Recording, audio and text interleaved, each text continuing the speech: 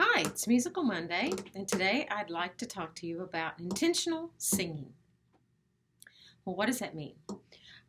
It means a lot of things, but specifically today I want to talk about the intention that you have before you open your mouth, before you begin singing.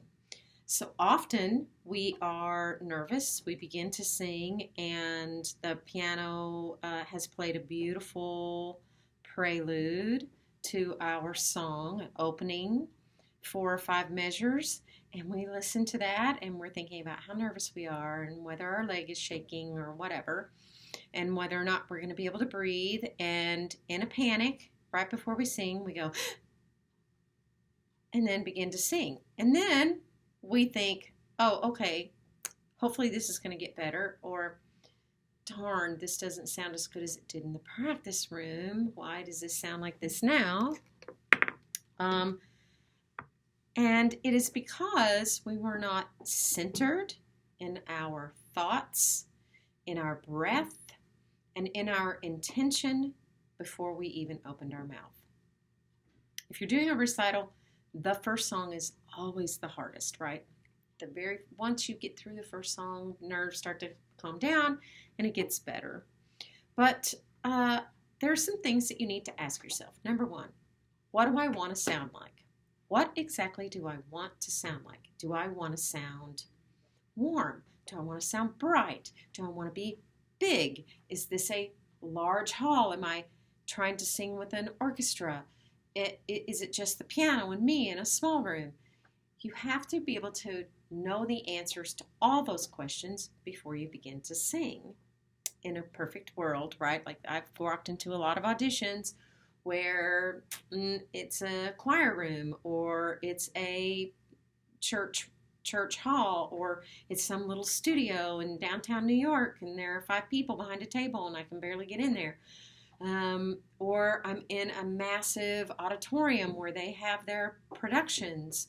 And so I have to be intentional about my audition pieces. They need to be sung the same every time, no matter what room. That way, I don't have to worry about walking into a surprise. It is just what it is. I'm going to do what I always do, and I'm prepared for that. The other thing I need to think about is if I want to be warm and if I want to be bright, then where is that sound going to come from? We know warmth to come from a larger space in the back and more ah or kinds of vowel placements. We know bright is more R-E kinds of vowel placements. And while we might keep that space, we want to think about placing that more forward. If you're working on putting warmth in the voice, then you might want to breathe through ah, so that all your vowels line up in that way. If you're trying to work on more forward, you might want to breathe through eh. In this way, you're being very intentional about what the sound is that you want to make. Do you want it to be breathy? Probably not. Not if you're in my studio. You want good, focused sound with ring in it, so you're not going to think about that being breathy. You're not going to start under singing. You're going to start full voiced, fully connected to the instrument. Those are really important decisions that you make before you ever open your mouth. You want to think about style. What style am I singing in? Is this classical style? Is this musical theater? What does that mean? Oh, it's classical. I'm going to sing with more vibrato and more notes than I would if it were musical theater. I'm going to have my sound have much more warmth or awe space to it. Not meaning I'm singing into the space, but I'm singing with that space. And then also my breath needs to be very centered. Am I going to have long phrases? If so, where do I want that breath to come in, and how do I want it to sit there? Those are really weird questions, right? What do you mean? How do I want my breath to come in? I mean, it should just come right into my body, and my diaphragm should get involved. And not always do you have time for that. Not always does that happen. So, because we're all built very differently and because we all have very different kinds of breath, the old school way of just everybody trying to take a breath the same does not work for everyone. just doesn't. I wish it did, but it doesn't. So you have to think about, where is my breath best utilized in my own body? Well, for me, it's around my rib cage. I breathe best when I think about my rib cage, the bottom of my rib cage, my back expanding. When I get low breath and belly breathe too much, I tend to get really tense in the back of my spine. So I don't breathe in that way. But I have friends who breathe in that way, and that's great. It works for them.